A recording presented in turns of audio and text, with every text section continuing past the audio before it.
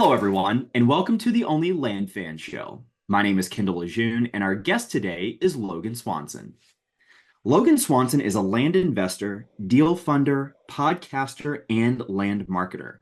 He owns Prime Land Exchange, Land Partner Funding, and is the host of the Land Fixer podcast. After 6 years in the industry, Logan has plenty of hard-earned land knowledge to spread around. Logan, thanks so much for joining us. How are you today? Oh, I'm blessed. Thanks for having me.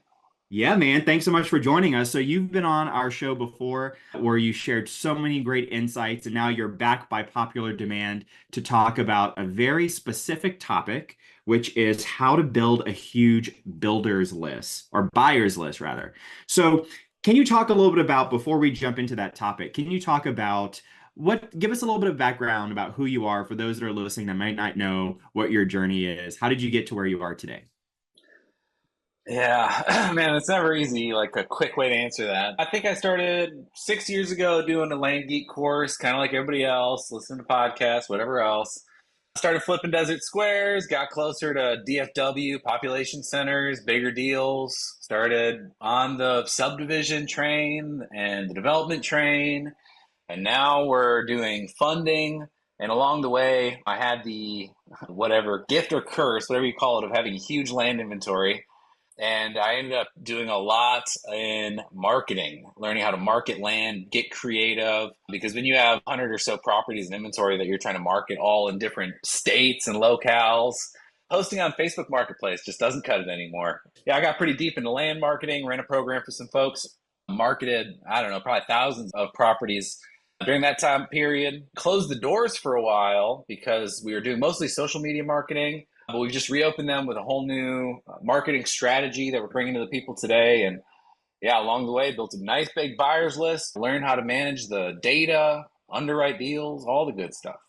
Fantastic. I love it. I've talked to many people who have said that the land business is really not about land. It's either about people or marketing or both. And so, talking about marketing, can you talk a little bit about what is your typical flow for marketing on the dispo side right now? What does that 30,000 foot view look like? Yeah, so I think it really starts in acquisitions, right? If you really think about it, you need to buy a property that has a predictable disposition cycle. That's usually where most people are getting caught up. And then you have to attach to that property a realistic retail value that you're going to list at. If you've done those two things, you have a good price to it, and you know who you're selling it to, the disposition process usually isn't terribly complicated. You should have a good, I'm a believer of putting your property everywhere, right? So you should have a good broker. You should have sort of your internals. You should send letters to the neighbors on the property. You should be marketing it to your buyers list. Ideally, you'll have a short list of builders or repeat buyers that you're going to go back to and try to dispo quickly to them. And if all of that is done correctly, usually it's fine. But what ends up happening is we have a lot of folks that are really not able to sell at that wholesale price point right now. They're really needing to get retail if they're going to get money on the deal. So because of that, they're holding properties for a long time right now. So that's when the disposition systems get a lot more complicated. If you're spending ad dollars and creating approaches that are new marketing channels, for us right now, it's podcasts and YouTube and social media sponsorships in order to draw a big audience of eyes to get a look at your properties. It's endless, but I'm of the belief start with the right property and most of the disposition's easy. Yeah, that's a really good point. If you buy it, then you won't have that hard of a time selling it, right? hmm hmm So can you talk a little bit about, you mentioned that there's a difference obviously between the retail buyers and then these buyers that are wholesale buyers. On average, what percentage of different buyer pools are you working with on your properties right now? For our properties, for the most part, we're going straight to retail as much as possible. That is where you get the biggest bang for your buck. So if you're going to get someone who's going to buy that retail price point, which is what we're always pursuing in the beginning, then you probably want to go to a retail market. And that's usually through your MLS service, your broker, or your buyer's list that's already in place. For us, if we start hitting that 30, 60-day period, that's when we drop it and we start trying to blast it off to the people that we know are laden with cash or have access to credit easily to buy properties, and you have either the vision to buy and hold or the ability to do some sort of forced appreciation strategy. But for us, we've really geared most of our business for the deals that we're buying for the retail market. Now, in the funding space, it's a little different because we are funding other people's deals that they've gone through acquisition on. So we can't be so choosy. Very interesting. Topic of today is how to build a huge buyers list, one of many things that we'll be talking about. So let's jump right into that. Talk to us a little bit about number one, what is the value of having a really large buyers list? Is bigger always better when it comes to buyers lists? Oh, yeah. It's not always size that matters, okay, Kendall? But in all reality, you can have a relatively small buyers list as long as it's really active and it's of the right people and you have properties for that buyers list. You can have a really efficient setup that way. Now, that does take a fair bit of forethought. Usually that means that you have to be operating consistently either with the same sorts of property, like the same products. Say you only do lake lots in Texas, or say you only do cabin properties in Minnesota or something like that. Then you can operate with a relatively small buyers list of people that you know are really, in terms of the minutia of any product you're bringing to market, they're already going to be interested. Now, for me, that was not the case. The pickings were real easy the first couple years. Somebody was just talking about the broker you had on the last episode. He was talking about like the Austin. good old COVID days. Yeah, Um, yeah. yeah. So during those periods, I was like, oh, you can't lose. You just buy land anywhere for whatever price and you're going to make money. That is not the case.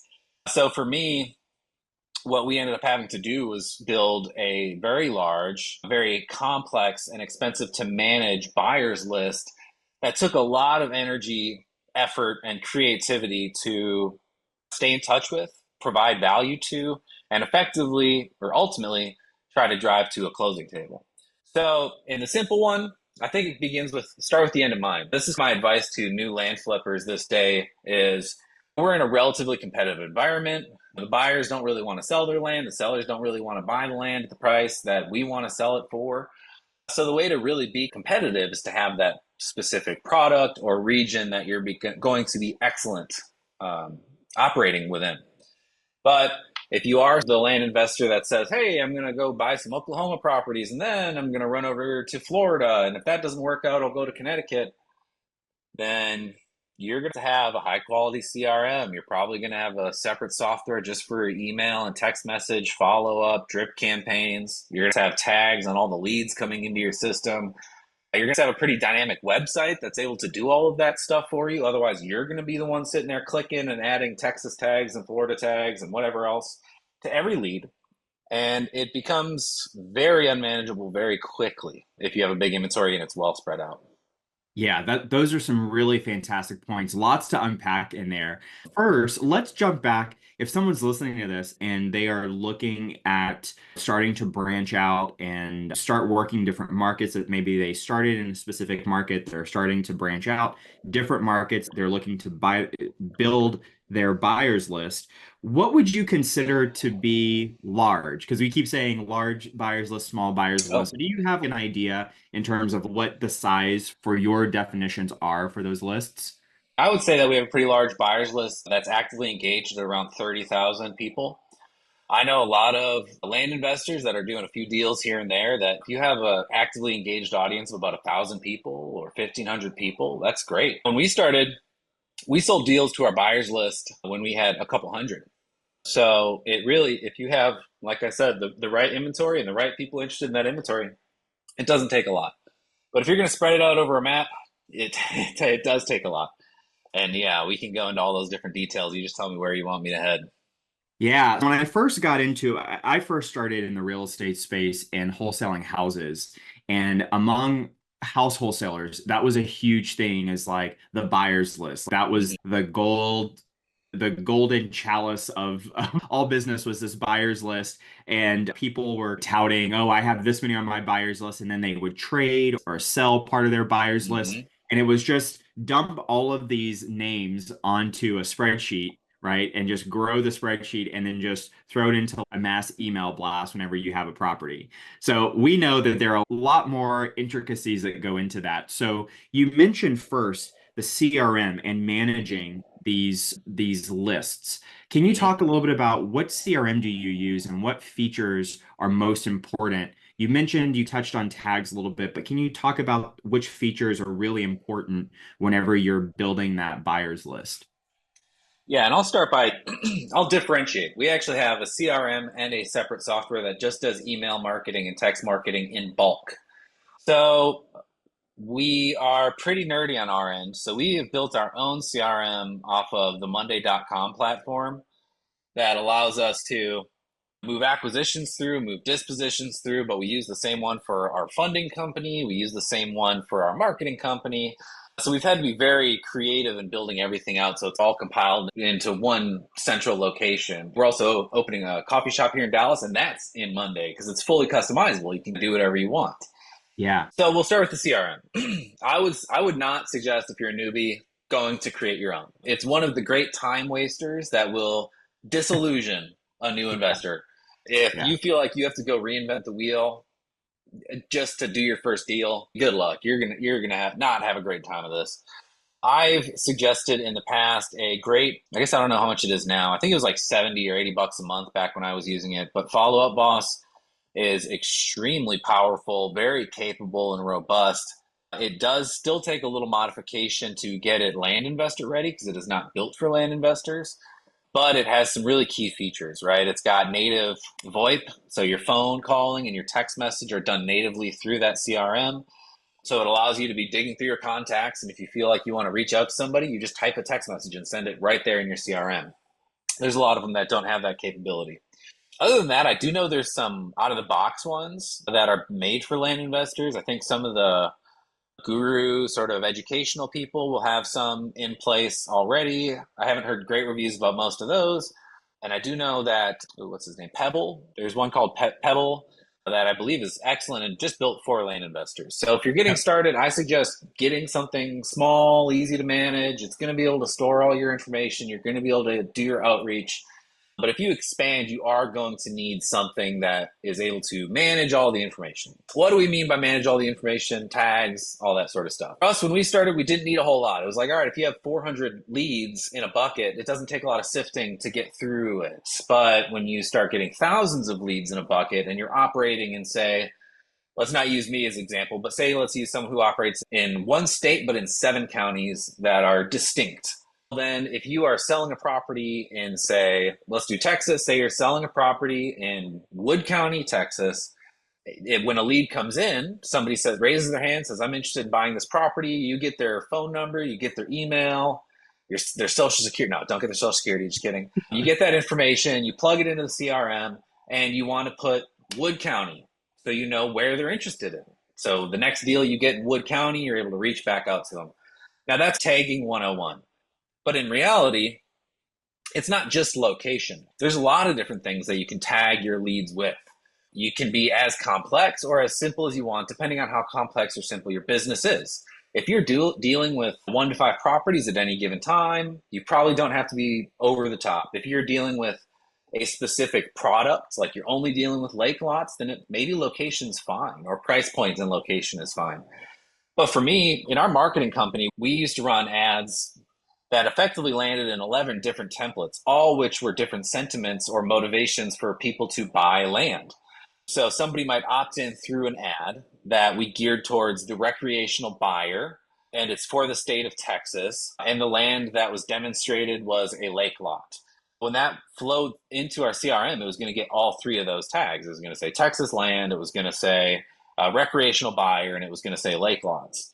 So anytime that we or one of our clients or partners wanted us to do a blast to anyone who's interested in lake lots, we type that in, boom, that person would pop up. Or land in Texas, boom, that person would pop up.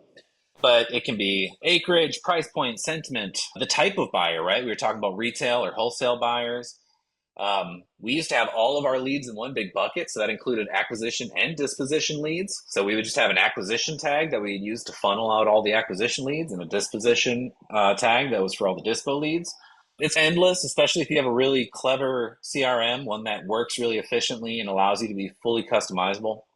That's what really drew me to Follow Up Boss is like you could do whatever you wanted and you could layer it and you could look up things conditionally. If you were, and we'll get to why you would want to be this specific when you're sending an email to a segment of your buyers list.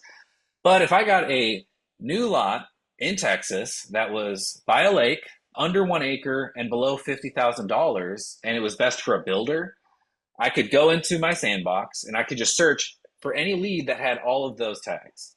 So it'd have to have the builder tag, it'd have to have the Texas tag, it would have to have the lake lot tag, and it would have to have the 1 acre or less tag on it. And that might give me a list of 15 people or 20 people. But that is 20 people property is ideal for, right? So it allows you to be very effective and very targeted in your outreach. And that's where you find a bunch of success. If you are importing a CRM or, excuse me, an Excel spreadsheet of 1,000 people that somebody gave you, and you don't know what sort of properties they're interested in, and then you blast whatever you happen to have just bought out to them, your success rate is going to be through the floor. Those metrics are very important to ensuring that your email or text message, when it shows up, is actually read or doesn't go to spam. Absolutely. Yeah, no. Fantastic information.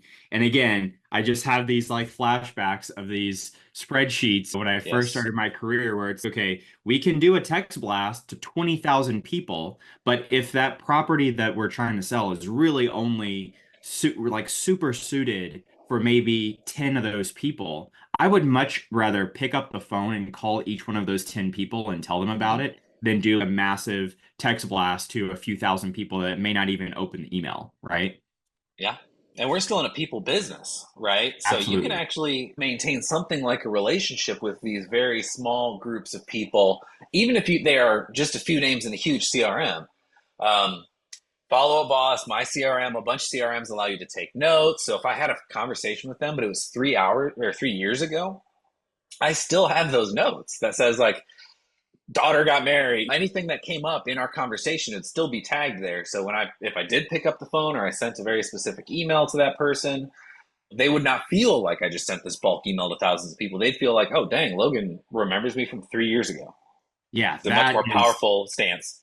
that's brilliant. That's brilliant. So I wanted to talk a little bit about if someone is just now starting to build their buyers list beyond just maybe like a few people or a few builders that they've been selling to, what information should they start with? Is it just name, phone number, email? We've talked a little bit about buying criteria. What's a good starting point? Obviously, we want to get as granular as possible as we evolve and develop, but if someone's just starting out, what types of things should they be asking the people that are interested in buying to put into their buyer's list information? Yeah, to be as granular as possible, most of my answers are going to go be like, start with the end in mind. Okay. So if you're starting your business and you're saying, I really just want to buy and sell local land, you're not going to have to be super granular on location or like time zones. For example, if I have a buyer's list in California and I'm in the East Coast, like when I'm making phone calls, I could be waking people up or vice versa. If you're not operating in a bunch of locations, you may not have to have any tags regarding location. If you're only operating with lakefront property or lake adjacent properties, then you don't have to have any tags over that.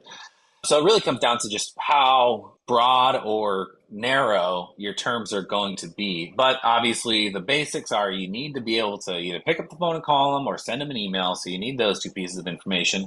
You don't want to call and ask for John Doe, so you have to have a first and ideally a last name. And then from there, the most valuable thing you can do is long form notes, in my opinion. This is what's worked for me the best. In lieu of tagging, if you're on a phone call with somebody, just keep typing. Whatever they bring up, whatever they say that's a value, something that may be worth mentioning later on. And I actually think I have not set this up yet because I don't directly handle a lot of disposition phone calls. But I have been trying to think of I know they have AI note takers. So I just want to plug them in on every phone call and just have an AI that's auto transcribing or auto putting the phone calls for you. And whatever it is, as soon as the phone call's over, you can just copy and paste it into your spreadsheet. But then your tags are just going to be whatever you think you're going to need to reference later. But specifically, one thing we haven't touched on yet, though, is when you are talking to a lead, you are going to want to determine how priority that lead is in terms of re engagement. And there's a whole series of questions and criteria that you want to put in place to make sure where you're bucketing these people along with their tags. Tags are great. And if you want to reach out to somebody a year from now, it could be very valuable. It could be not valuable at all because you talked to them when they were in the buying cycle, they bought a property and they're no longer buyers. So I think that might be one of the next things you want to get into is, okay, how do you sort who you should be talking to? Because if you have 30,000 people in your CRM, do you want to talk to each one every day? No.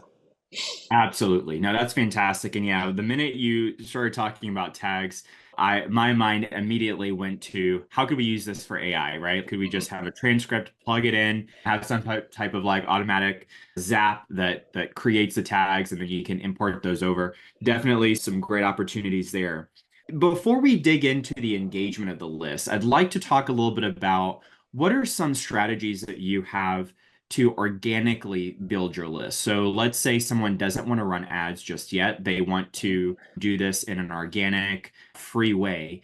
How could they go about building their buyers list for free?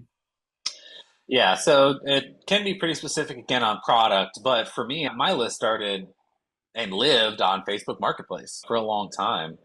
So I was listing property, and I guess it wasn't just Facebook, but Craigslist, anywhere I was listing the property for free and I was gaining traction and attention, I was trying to extract information from those people. Only if they seemed interested enough where it was worthwhile. But if somebody like, how did I used to do it? I think I had a rule for it. But if somebody exchanged back and forth with me 3 or 4 times on a property, I would then try to put them through. I always had different things. Right now, it's landing pages, right? It's send them to the property listing on our website. There's a pop up. I don't know, this may be, we used to sometimes lock the website so they had to input information in order to bypass and actually go view the property on the website. We call those squeeze pages. So we used to squeeze people. And then we got a lot of pushback and people didn't like that. And I think I got actually some bad Google reviews from it. So all right, I'll just let people put it in if they want.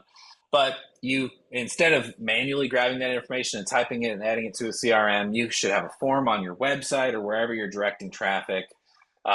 There's services called lead pages. You can make landing pages. If you don't actually have a website, you can make a property page just for an individual property and send people there. But what you're ultimately doing anytime you're dealing with a mass of leads is to funnel them. And that would just be like a step in the funnel. If someone is interested in the property enough where they get sent to a form on a website and they actually put in their information, that could be a good sign that they are pretty interested in the information. Now, if they get to that page and they're like, nah, I was only slightly curious, then you don't probably want to engage with that lead a lot in the future, anyways.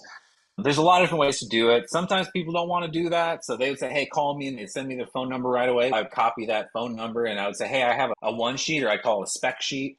Can I email you that? And then that's what I would use to get their email address. I'd log that in. But once you get to the point where you have 4 or 5 properties going at the same time, any sort of manual entry becomes untenable. Not that you physically can't do it, like your fingers are going to start hurting, but it's just so much of a drain. People typically just stop doing it. Yeah, that's a really good point. I know for myself, whenever we were posting stuff on Facebook Marketplace, sometimes, especially depending on what type of marketplace ad we were running, if it was, we were just trying to test the market and see, sometimes the price would be way too low. So we get like literally like dozens and dozens of people just touching the button. Is this still available? Is this still available? And we had people that were just like choking our system. And so we had to come up with this thing where it was like, okay, if you're interested, call. Like this is the Mm-hmm. phone number. And if they don't call, then they're just like tire kicker things. But like having some type of funnel to be able to differentiate between the people that are active buyers or the people that are just pushing a button on Facebook Marketplace, right? Yeah, and I actually learned this from my partner who's like so protective of his time that you might confuse him with lazy, but he's not. He's very smart and very protective with his time.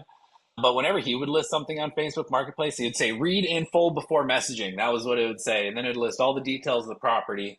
And then at the bottom, it would say, I only respond if you start the conversation with banana or a certain word or something to Ah, demonstrate that they actually read anything. So if anyone said, hey, is this still available? Just completely ignore it.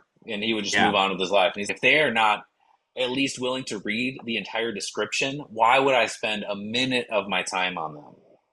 Totally. Yeah. I talk to so many people that they go through that process of putting something on a Facebook Marketplace and they are just inundated with people that like respond to questions. I'll ask questions about the property, they respond back, and that's 20 minutes gone on one person, and then they just ghost them or whatever it is. And so I love that, being protective of your time. Don't be afraid of trying to weed those people out. Like you got to separate, you have to start segmenting at some point, right? Yeah. And I Yeah. will I think this is the question we're on. We're asking like, what are the best ways to get leads? So Facebook Marketplace, Craigslist, manually grabbing those and putting them in is really cool. But there is a really untapped potential in terms of the buy sell groups and all of that that exist on Facebook. Not just listing your property in there, but there are a lot of ways to get true engagement on those buy sell pages that I almost see no land investors doing. One, you can record videos of yourself. For example, I had a property here in Belton, Texas that I was selling. And I did the thing where I listed on Marketplace and shared it to groups, and I was getting some feedback and traction. But we were driving down to Austin and we were on our way back. So we stopped and we actually walked the property. And I went live in 3 different Facebook groups. I just went live in them and I was like, hey, I got this property here I'm selling. And instead of, because the algorithms in Facebook are always changing, the things that they're optimizing for are true engagement. So the methods for true engagement are typically things that no one else is doing or only a select few people are doing. So I did all sorts of crazy stuff. I went for a while, I was only posting videos. If I was looking for a specific audience of people, for example, say I had an info lot, I wouldn't go to the buy sell groups. I would join all the builder groups in that area, and I'd go into the builder groups and I'd do the same sort of thing. It'd be a voice record or a memo or whatever. And in other times, instead of just posting the property itself, I would spend a week or two just posting here and there until I became a top contributor. In these buy and sell groups, you can become a top contributor by posting 5 things just directly into that Facebook group. And when you're a top contributor, your stuff gets seen by way more people in that group when you post into it. So this is something that I haven't done a lot recently because I do some of the buy sell. When I have a property that's really stuck, I'll put it on my Facebook, but I'm not like jonesing for a closing like I used to be. But if you really have properties that you need to sell, there's a whole bunch of creative stuff that you can do with Facebook. Some of it's probably uncomfortable, maybe out of the ordinary, maybe, but who cares? Like, what is Facebook other than a way to reach people? That's it. That is the whole point of it. So just get creative in the way you reach people. Absolutely. I love that. You mentioned builder groups. I know there are a lot of people that will post stuff in buy sell groups. Not many people are talking about builder groups. Can you talk a little bit about how you go about finding those builder groups on Facebook? Oh yeah, super easy. One, there's actually here in Texas, for example, you could type like DFW builders, DFW construction, da da da, anything that is the area or the county, and you put like the most common construction phrases. And the Facebook algorithm is going to point you to those groups, even if you didn't use the exact verbiage in the search.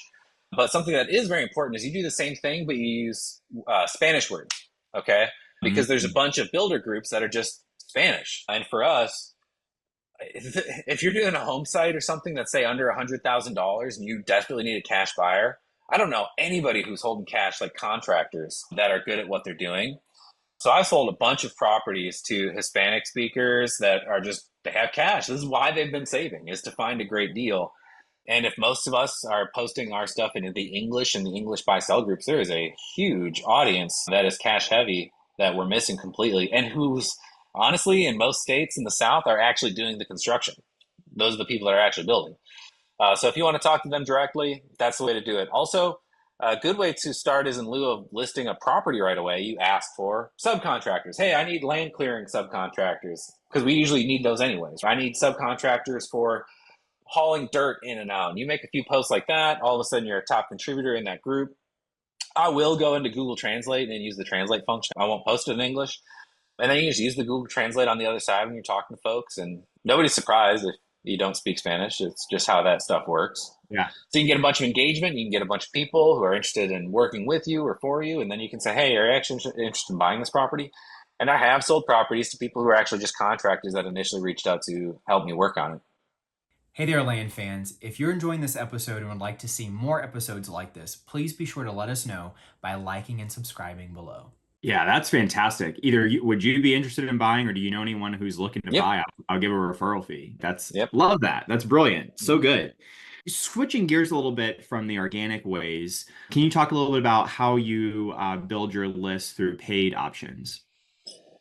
Yeah, this is the ever shifting sands that makes the sort of endeavors that I'm currently undertaking rare because it's not a small amount of effort. A few years ago, social media was great. Facebook advertising was great. A couple years before that, Google was great for land. You could get a lot of eyes on a property using Google AdSense. Now, those spaces, social media, it's really hard to post any sort of land with any sort of detail in a paid way that actually allows you to be granular to any level because you're in the special ads category, so you can only advertise based off of state in terms of proximity. If you're advertising a piece of property in Texas and you have to market it to all of Texas on social media, that means like 98, 99% of the money you spend is just going to people who have zero interest in the property because they don't live anywhere near it. Google for land, good luck, man. That's where all the big killers are putting their money, right? So if you want to go compete with lands.com with whatever your marketing budget is, that's a great place to go. I do not like doing that. So for me, a good creative way to do it with very little money actually is YouTube sponsorships. So find a YouTuber that's pretty small, modest to small, that What would you that be like? Sorry, um, what would that as followers far as be? viewers or followership, you don't even have to really look at that. You just have to see if they're currently running ads in their videos. So watch a single video. Really, if you have anything under 100,000, 50,000 subscribers, that's a good benchmark or a place to start. But you can approach them if they have an audience that you think is ideal to market to and sponsor a video that is embedded in their upload permanently. So, for example, when we were doing a lot of deals in Colorado, we ran a few video sponsorships with this guy called Colorado Camperman. At the time, he had, I don't know, a few thousand, I don't know, 10, 20,000 subscribers, something like that. We paid him $100 per spot. He gave us 30-second spots at the beginning of his videos. I think we did 3 or 4 of them. We sold 6 properties off of those ads. I still get leads. This was 3 years ago. I still get leads off of those ads. Wow. But it worked out perfectly for us because we had a large inventory of Colorado land that was going to be attractive for people who were like interested in outdoorsy stuff and camping and whatever else. And a lot of these properties were relatively low budget. So anyone who's attracted to a camper man, like somebody, I think he camped out of his van or something like that. It was like very affordable camping, right? So it was the exact audience. It was our exact buyer pool. And for $400, we got many views. Tens of thousands of views, hundreds of thousands of views. I And it's love that. permanent. I Yeah, it love stays right that. there. That's incredible. That's incredible. Yep. Just that started my wheels turning. There's so many find those YouTubers that are doing like homestead stuff or for rural property or doing even hunting stuff. Like there's so many opportunities out there. That's fantastic. That's really And good. yeah, and if you're in the person business and you're like I think we were his first sponsor, maybe his second sponsor, something like that. We had a relationship. Like we had regular phone calls. I was coaching him through some of the business side that he had no idea how to. So we became friends over the course of a few months. And after a while, we sold through our inventory, so I wasn't able to do sponsorships with him. I think we have a few that defaulted now, but it's not worth marketing. But yeah, it was cool. It was a relationship for him. It was a big confidence boost, and it did. It like his channel continued to grow. It was really cool. That's really cool. I love that. Harnessing YouTube sponsorship. What other cool ways have you? I know that you have a podcast. Mm-hmm. Do you market on your podcast? How does that work? Yeah, the podcast for me is actually multifaceted. So, yes, we drive traffic. I pay to drive traffic to my podcast. You have to embed that in a specific way on your website so that you can track the ad traffic and things of that nature. And the content that we put up there is multifaceted. Sometimes it's about buying properties, and I can plug and market my specific properties, but we market to real estate investors. So a big part of my audience, yeah, maybe they buy land, but maybe they also have money. So maybe they actually just want to be passive partners on a development or a build. I've done some coaching from people that just listen to my podcast and want to be like, hey, how can I learn how to do what you do? So I've done some of that. And one of the things that I'm plugging regularly, I haven't successfully converted, but we're about to crank up the ad spend on it. I'm going to try to drive in acquisition leads and development leads. So every episode I'm asking, hey, if you have property that you want to get top dollar for just by partnering with someone like me, give me a call, reach out to me here. And I've already had a ton of people reach out to me through that, and it's only going to grow exponentially. So it does a lot of stuff for me. That is a very kind of creative endeavor. It allows people to know my face. It allows people to see the sort of people that I work with, because I do have guests on there. But we do just also run ads on podcasts, right? So in the same way that we identified the audience that Colorado Camperman had to sponsor his YouTube, say I wanted to draw a large audience of real estate investment minded people to my podcast. Where would I go market? I would go market to real estate investment podcasts. They don't have to be land related, right? You can just go to people, because think about it this way. How many people are learning about flipping homes and tried it once and they were like, this is a damn nightmare, right? It seemed really attractive. It seemed really great. All these people talked it up, and I put all this money aside, and I'm not going to do this, right? Then what if they're listening for the next thing, right? So I want to be the next thing they hear about, whether it's putting money in a fund that I'm considering starting here shortly, or if it's funding land deals through my entity, or whatever else. There's endless ways to work together. YouTube sponsorship, I'm dabbling with Hulu. I'm considering Hulu, but it all boils down to the same thing. Okay, you find your audience. Who do you think shares an audience with you? Who do you think has your buyer pool already captive? And instead of going to build that buyer pool yourself, just tap into it. Just touch it. Just put your toe in the water and see if anyone wants to come back with you.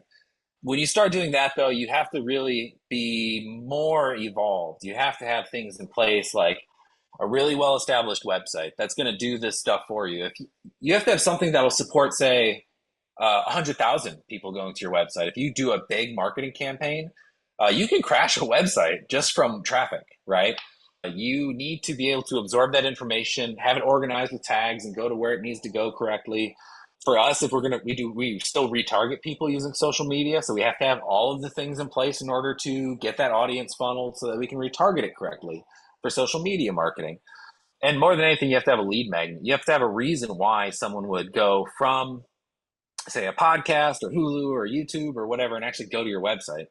And if your website is 5 properties, 1 in Arizona, 1 in Utah, 1 in Kentucky, good luck. But if you have something like, I'm going to be on a podcast next week, and the host said, hey, you need to bring something to give away, right? I don't let anyone on my podcast unless they're giving something away. Okay, so I made something, and it's how to underwrite a deal in 5 minutes. And instead of making that a PDF or something that he could distribute, I hosted it on my website, and I made sure I had all the different call to actions around that I wanted to have, so that when people came over, they could self-select and tell me by pressing on whatever they press on what they're actually looking to do. Whether it is buy land, whether it's have me sell their land, become a marketing client of mine, whatever. We do a lot of stuff. So I need to know what they're visiting my website to do. Yeah, I love that. I could talk about this topic all day, by the way, because it just gets me so excited. It's super geeky, super fun. Yeah, if you're talking with someone who knows what, because it also seems very lonely when you're doing it. Like when I'm sitting at a coffee shop for 6 hours and somebody looks over and they see I'm creating a slideshow and embedding it on my website, they're like, what is this nonsense? And I'm looking at all the hyperlinks, make sure they're all going to the right places and metadata and yeah. So do you geek out over the tech stuff? Are you like, is that the stuff that you really like? No, I did. So I think when we started this, I was like, that's a great rabbit hole, build your own CRM. I was consistently guilty of what I think is my biggest sin in this industry, which is going down the rabbit hole. It's geeking out over something unnecessarily that absorbs a whole bunch of my time that I could probably be paying someone way less than my time is worth to do a much better job for me. Yeah. And I really had an issue with delegation. I still do, honestly. I'm not a great delegator. All of my lessons are hard learned. Delegation is one of them. It is a muscle that I've had to flex and stretch over and over again in my little business career. And it still seems to atrophy if I don't flex it regularly. So I'll have this bright, shiny moment. Actually, I just had it. I was building that little giveaway piece. I should have spent 5 minutes in a Word doc, and then I should have sent it to a virtual assistant to put it into slides. There's no reason for me to actually spend 3 hours in a coffee shop working on that. There's just no value to it. Yeah, I got to put a little bit of extra flavor into it or whatever, but it's not worth it. It's not enough. So that's an example of something that I should have delegated away. But the tech stuff is 100% something that I used to go down a deep rabbit hole, because as soon as you find yourself on GitHub and you have no idea how to code, you're down the rabbit hole. And I have found myself there over and over again. And I just have to look up all bleary-eyed and coffee stained and be like, what is happening in my life? So Good for I you. have my developers for each one. My portal for my marketing stuff's all in Bubble. I have Bubble developers. I just hand stuff to them as quickly as I can. Virtual assistants for marketing and kind of one-off tasks. I have a main virtual assistant that I can hand random odd jobs to that'll usually do a very good job of it. I have my Shopify web developer. I have an automator. All these people that are aside, and they're either in WhatsApp if that's their preferred, but I really prefer Slack, and I just hand stuff to them as quickly as I can. Yeah, I love that. I love that. Power to you, man, that you can geek out over the tech stuff. Like, I get so excited about talking about Mm-hmm. marketing and like how we're gonna reach these certain people. But the minute you start talking to me about tech, like my eyes start just like glazing over, and I'm like, can we just look at the funnel diagram again? Yeah. Because that's what I really like. But yeah, it's you can go down the rabbit hole for sure, Mm-hmm. for sure. So jumping back over to the buyers list conversation. So can you talk a little bit about how do you go about engaging your buyers list? So you have this huge list. Obviously, they're in different segments depending on which tags. So how do you keep that list active and engaged? Mm-hmm. So start with the end in mind. It depends on your frequency of really, it's like your inventory size. Okay. So if you're buying and selling one or two properties a month, you don't want to be barraging your buyers list, regardless of its size, because you just don't have enough new stuff to present them. So if you're in that stage, I highly suggest not touching that buyers list more than 2 or 3 times a month and only making it something of value. Maybe once a week if you're good about, all right, if you are doing, I'll just keep using the Lake Lots in Texas. You're a Lake Lots in Texas person. You don't need to just keep sending that. This is a new property I have. This is a new property I have. Eventually people are going to be like, I don't want that. And they'll start unsubscribing.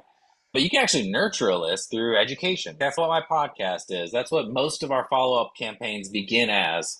Somebody opts in, if they opt in with I have a different follow-up campaign for each sentiment that they opt in on. That's what I find to be the most important is their buying sentiment.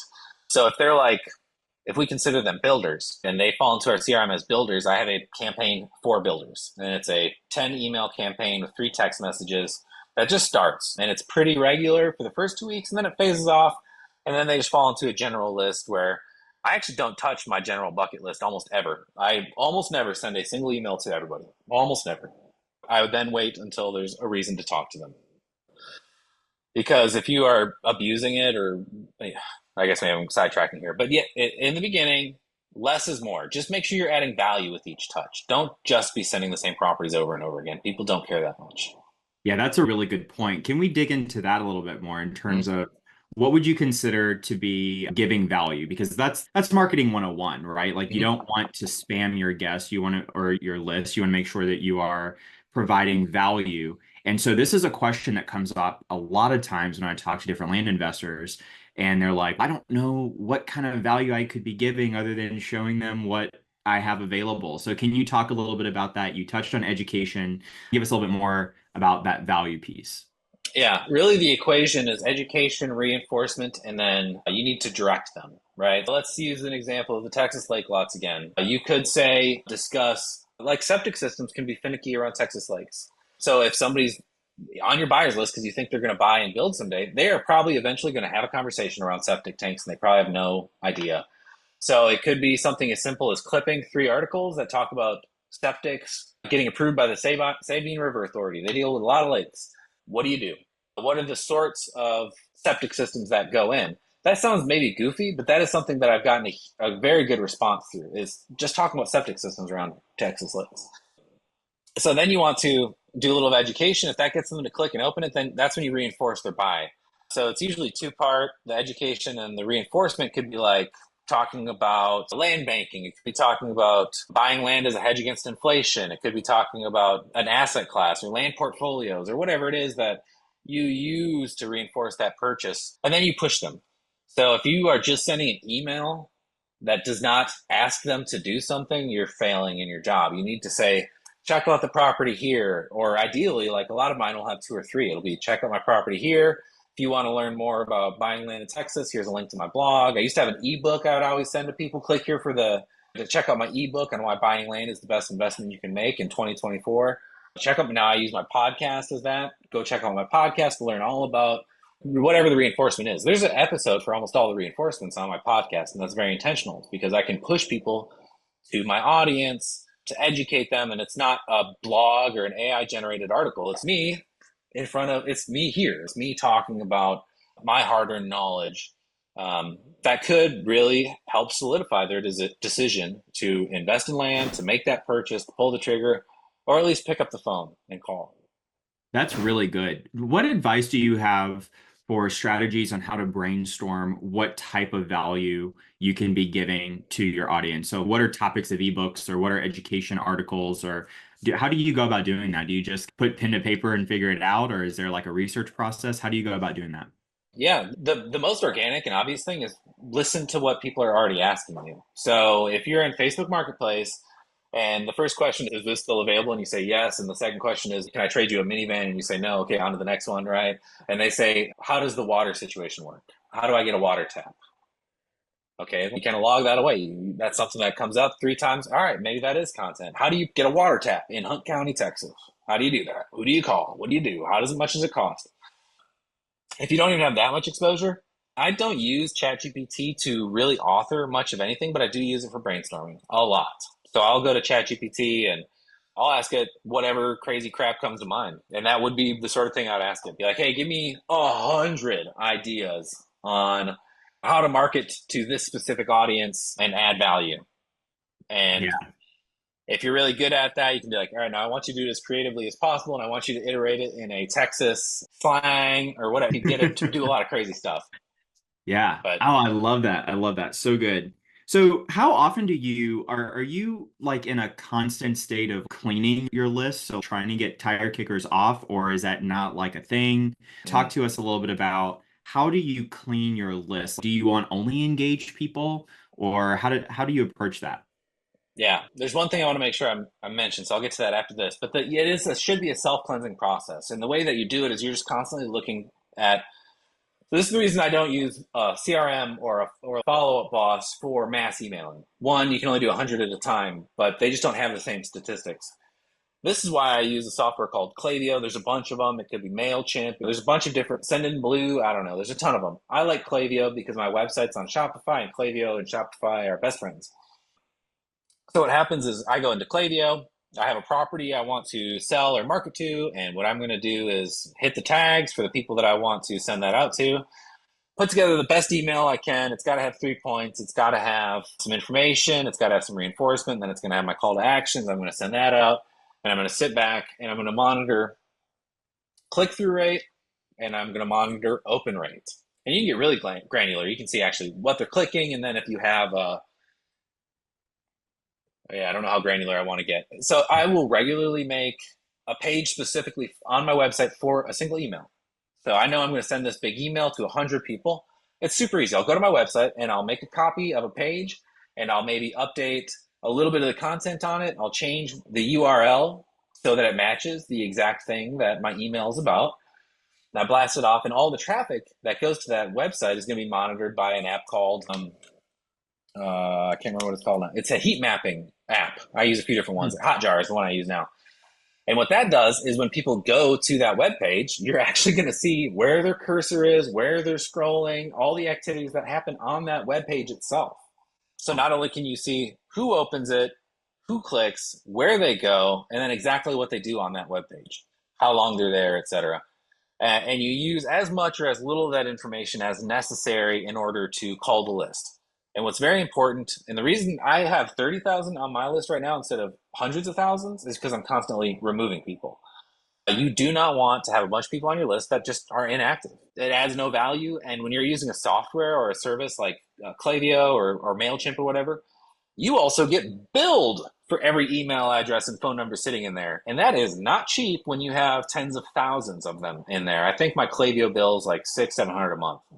So you start learning that not only do you not want to be marketing those people, there's no reason to have them in there, but you are literally paying every month to just have them sitting around doing nothing. As an aside, and one of the reasons I really follow up boss, I always try to plug this, is they have a pixel that you can apply to your website and actually track what pages people have visited on your website. And this is a tool that I would use all the time.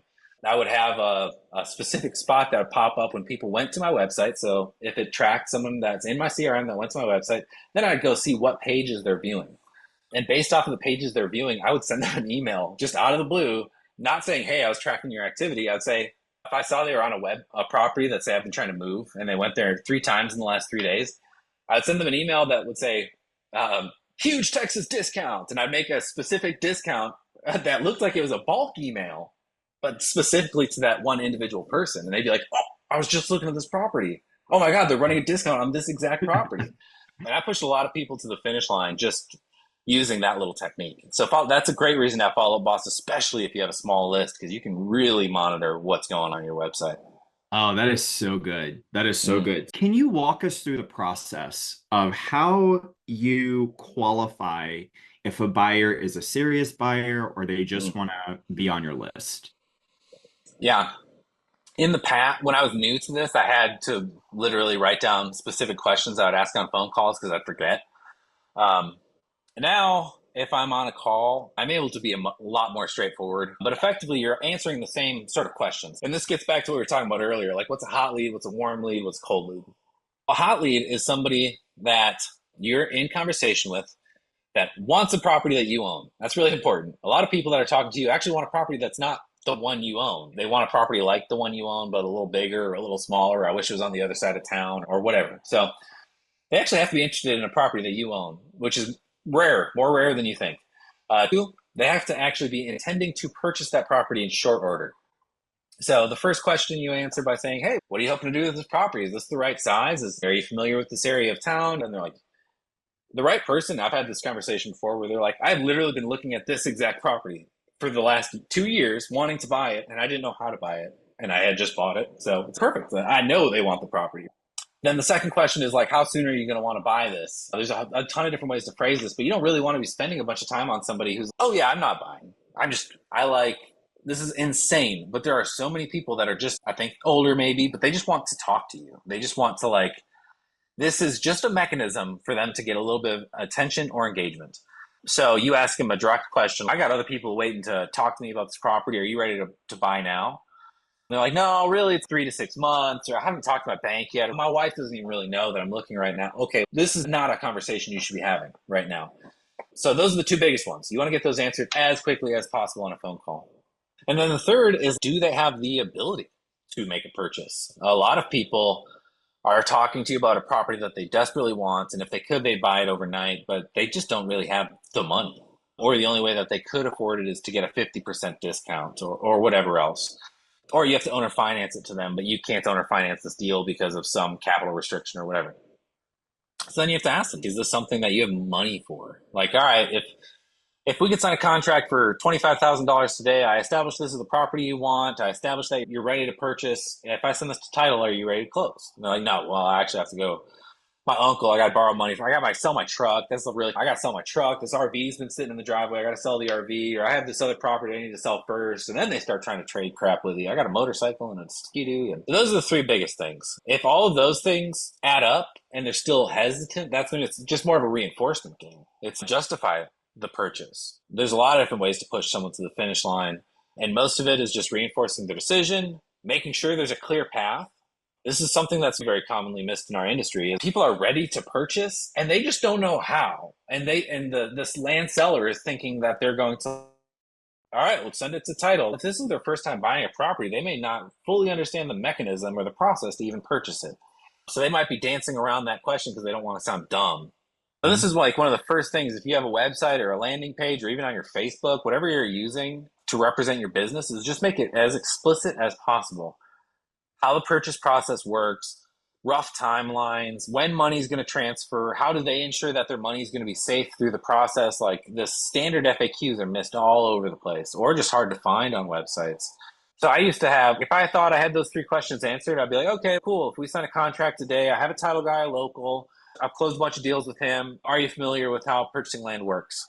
Yes or no? And if they say no, perfect. So let me explain it to you. And then if they understand that, then it could be reinforcement just to get them across the finish line. But those are the most common things that are missed all the time. That is such good insight. I see that very often where we clearly outlay the process on the acquisition side because lots of times sellers don't sell the property because Mhm. they just don't know how the process is going to work. And we think typically, oh, if someone wants to buy a piece of property, then they should know how the process works. Well, that's not always the case. I think that's a really good insight. Thank you for sharing that with us. Can you walk us through the process of how you would approach dispoing a property that is just not moving? We Mhm. see a lot of people that have contracts or sitting on contracts or they're just sitting on inventory and they can't seem to move it.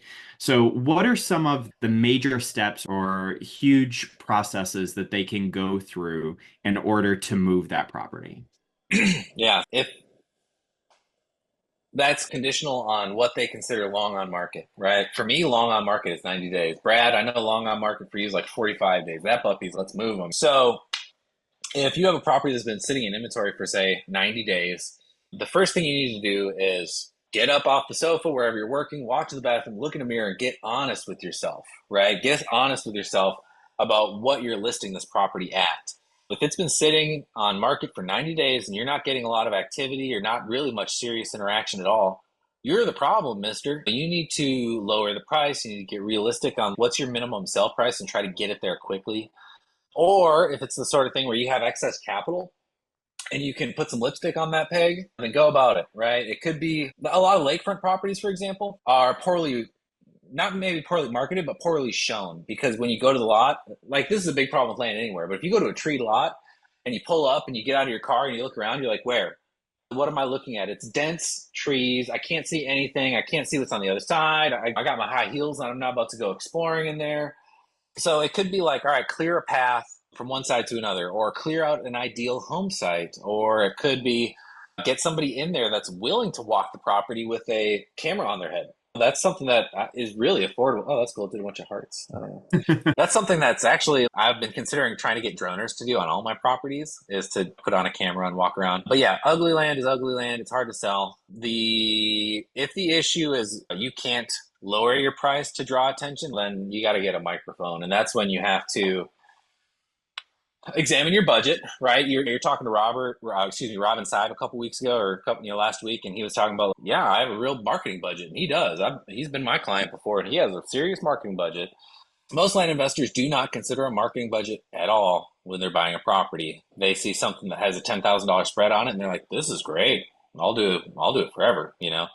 But for me, I think getting a microphone could be some of the creative advertising like I've done, whether it's organic through Facebook, getting in Facebook buy sell groups, just getting as creative as possible with how you're reaching out to people. Something that's really undervalued in our industry is buying access to lists. Like you talked about before, I don't believe in buying a list and taking the data. But you can work creative deals with people where you can blast. I have this service, right? If people wanted to blast to my buyers list, I have a package where I'll do not just a email, I'll do 3 emails and 2 text messages to my buyers list. That's to the targeted segment that fits your property.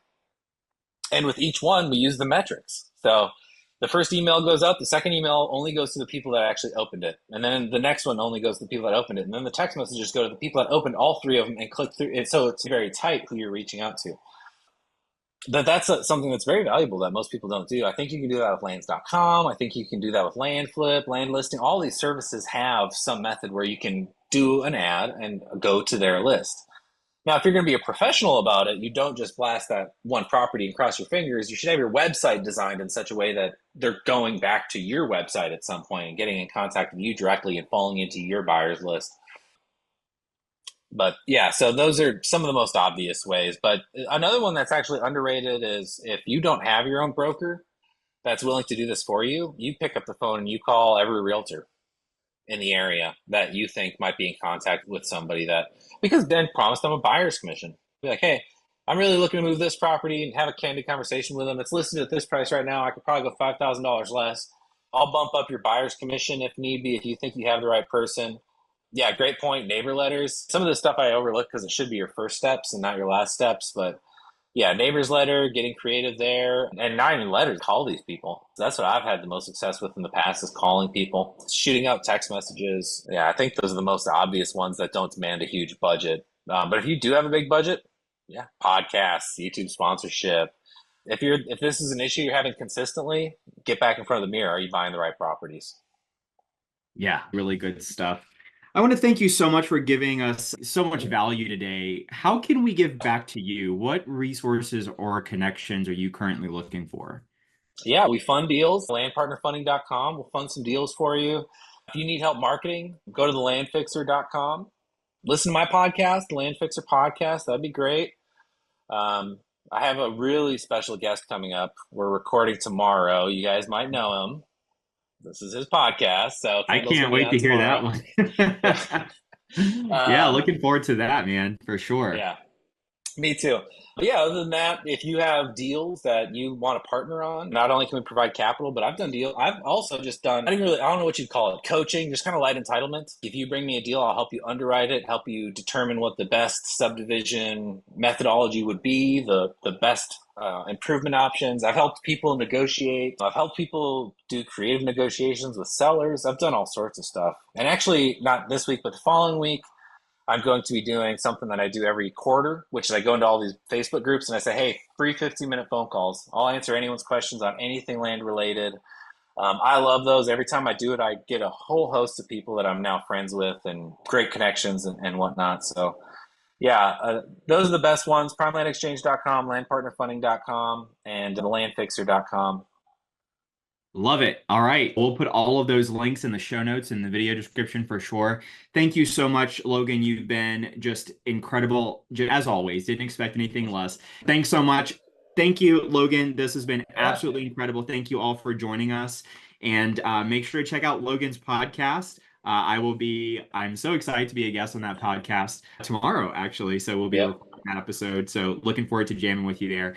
Also, look for the next episode of the Only Land Fans podcast and virtual meetup next week. Until then, take care, be safe, and we'll catch you in the next one. Bye-bye. Cool. Thank you. Bye. If you're interested in hearing from other 6- and 7-figure land flippers about how they've built and run their businesses, then check out my group, Only Land Fans, where I do a live interview each week inside the group. You can grab that link at the description below. Until then, be great, have a great week, and catch you in the next one.